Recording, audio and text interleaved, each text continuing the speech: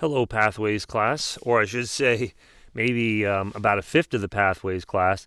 From yesterday's video, I only got 5 views from the whole Pathways class. So good on you for those of you that tuned in and watched, because the vast majority of your classmates are not. That's kind of the way life really goes. Those who want to do things will do things, and those who don't won't. This sort of situation is mirroring real life in a lot of ways uh, that maybe some of you just are starting to realize. But tomorrow, remember, we do have our live meetup. That's going to be at 9 o'clock in the morning. I'd be curious to see who shows up for that. Very curious, but I'll be here regardless. Yesterday, we started with experiments, and I have an experiment that I wanted to share with you here today.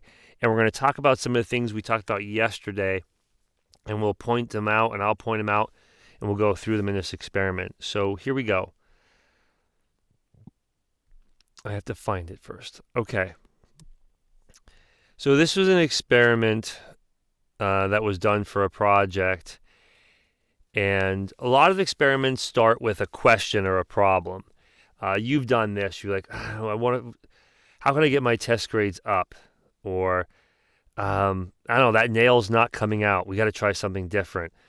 I can't pick this up. We got to do something different. There's a question or a problem, and then you try other things to answer that question or solve that problem.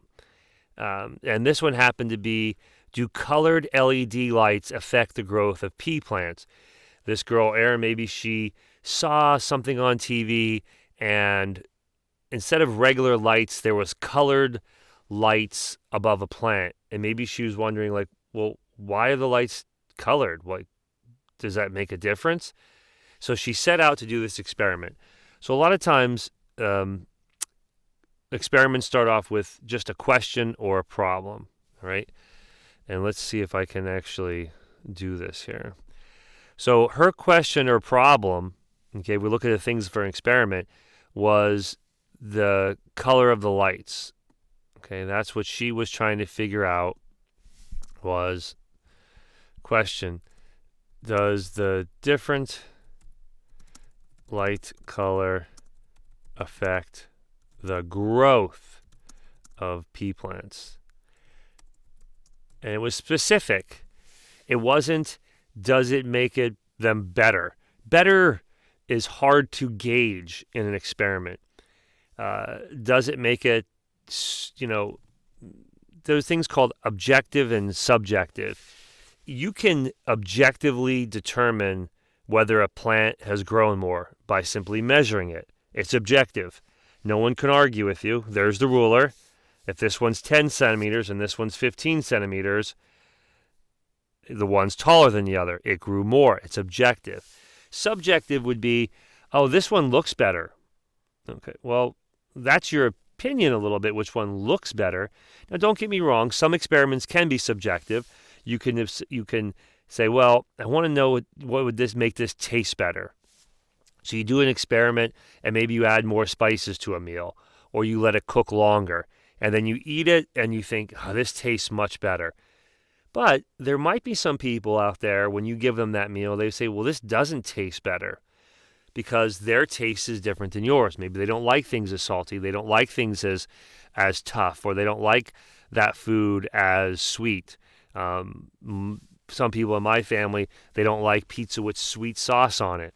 So I did an experiment, and I changed the sauce. So I made a little homemade pizza, and I thought it tasted better. My son thought it tasted better. My wife didn't think it tasted better. But there could have been an objective one, experiment where I made the pizza, and let me see if I can make the pie larger. And by stretching it out and using a different technique to stretch the dough, I may have gotten the same amount of dough to stretch larger. And I said, hey, I made the dough, the pie crust larger. And my wife said, no, it's not larger. Well, we could have measured it and see, no, last time it was only 14 inches across, and this one's 18 inches across, as opposed to this crust tastes better. So this is an objective question. It's something that could be measured, the growth, all right?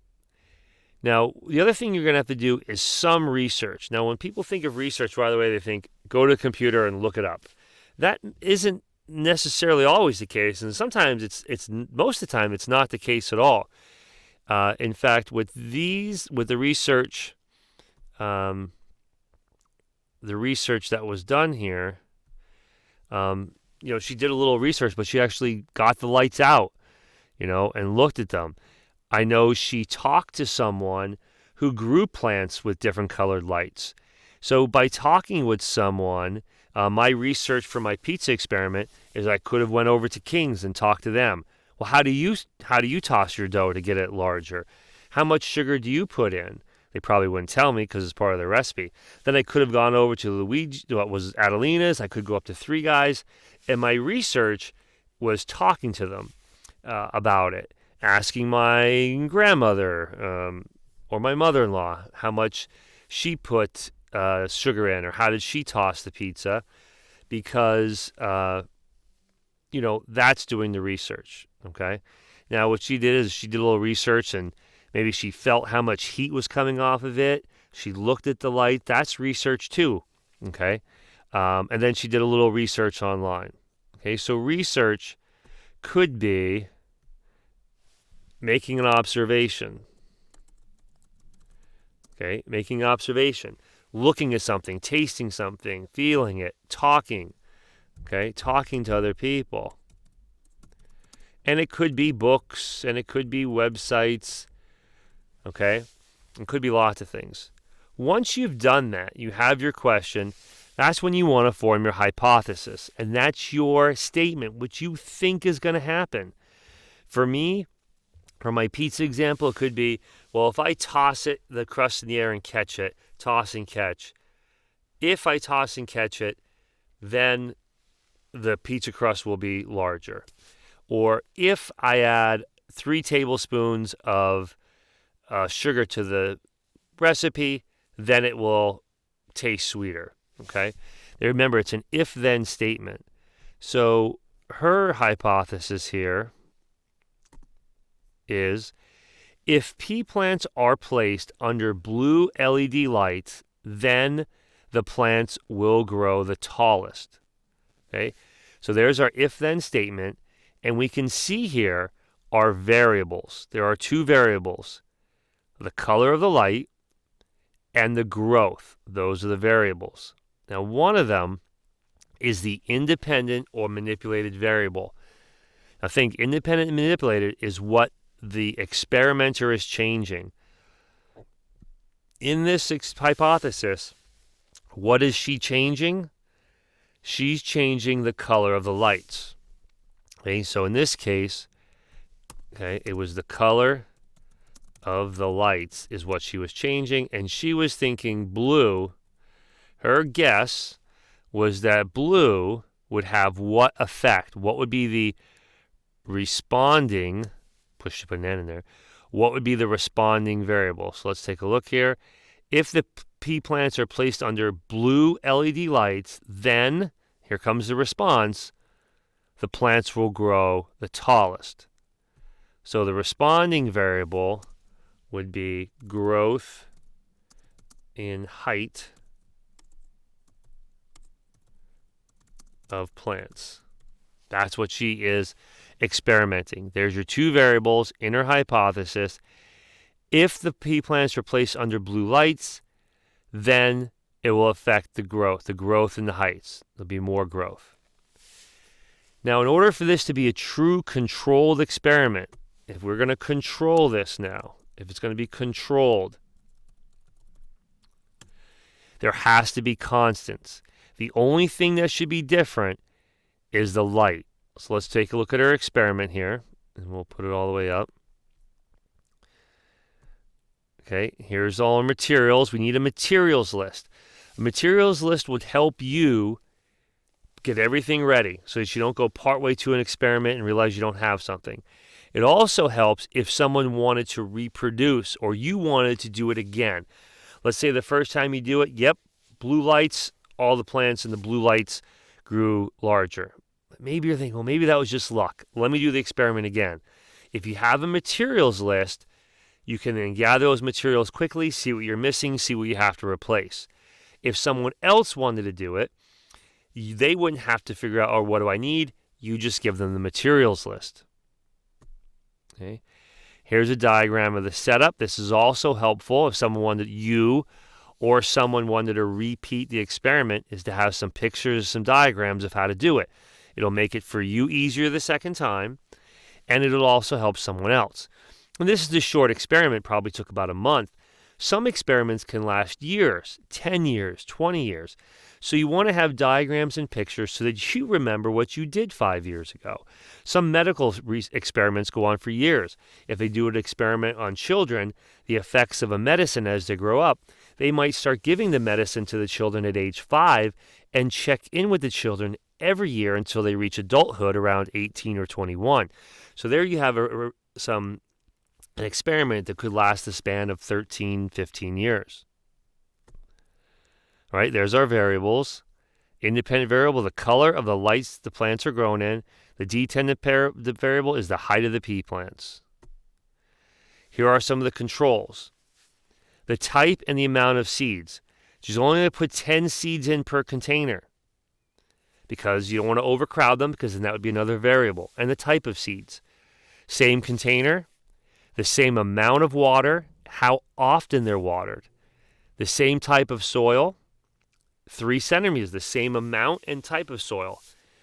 They're going to be held in a wine box, and the temperature is going to try to remain constant for all 3 of them. This is what she's trying to control. Okay? Procedures. This is kind of like that materials list. This helps you do it again. It helps you look to see if there was any errors you made in the procedures. You get a result in the experiment, but if you look back at your procedures, you're like, oh, when I did this step 4, I think I messed up because on the other ones I didn't do that. It also makes it repeatable. You could do this again, or if someone had the materials list and the diagrams and your procedures, they could do your experiment. And that's what makes experiments more valid, is if you do them multiple times and then other people do them multiple times, it adds validity to the experiment. There's all the procedures. Procedures often take the longest because you're writing out step by step. Now, the other thing you want to do is collect the data. You don't just want to look at the stuff of, yep, that one's bigger, yep, that one's bigger. But what she's looking at is every 3 days, she's measuring them and seeing the difference. Control, that is white light, just regular light.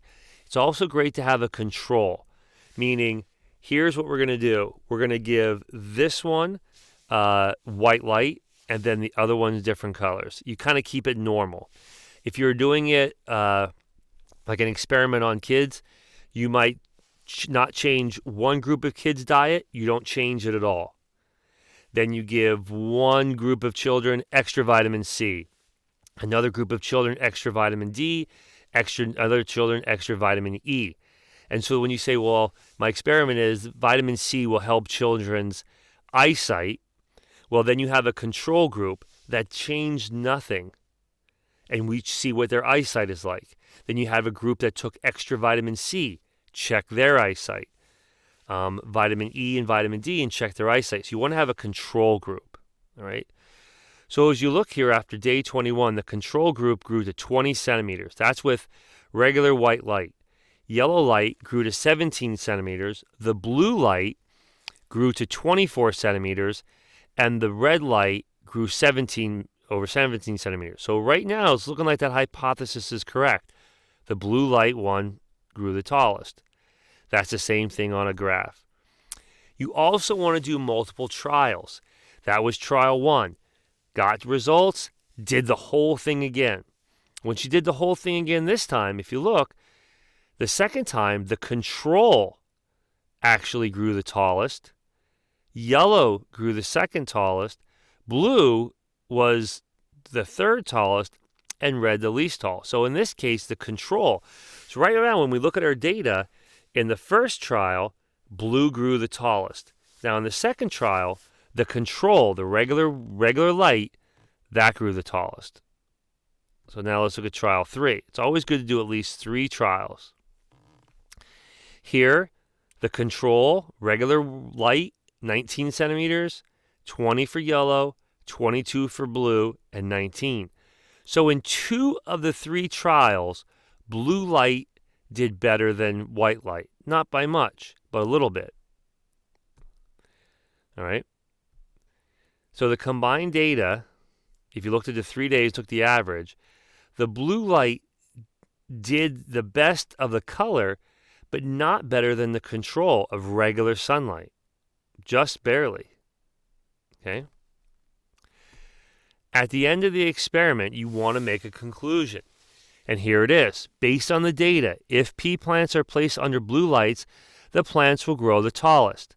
Yes, barely, but it did go true. It was barely taller, just a little bit. The hypothesis is proven true and accepted. 2 of the 3 times the experiment was conducted, the pea plants grew to be the tallest. In addition, plants under the blue lights had the highest combined average after the 3 trials, just barely. Therefore, pea plants grown under blue lights will be the tallest. Kind of restating that hypothesis as yes, it was. Now, also you want to look at an experiment is possible sources of error. Where could things gone wrong? Well, maybe something in the ruler. Maybe the measuring cup was off.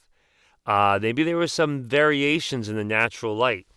So there may be some variations. Maybe some of the bulbs were dimmer. Maybe on that one trial where the natural light wasn't as much, it was a cloudy day or cloudy couple of days and didn't get much light. Or any possible an outlier, just some freaky seeds that grew taller than other ones that isn't expected. Okay, or some flawed seeds that were damaged and they didn't grow as much because the seed itself was damaged, and we wouldn't know that. Okay, that's it today for experiments. Tomorrow is going to be our live meetup at 9. I think it's 9 o'clock in the morning. Check the schedule, and we'll see who shows up, and then we'll talk about doing your experiment, what your experiment is going to be at home. Okay. All right, everybody. Have a good day.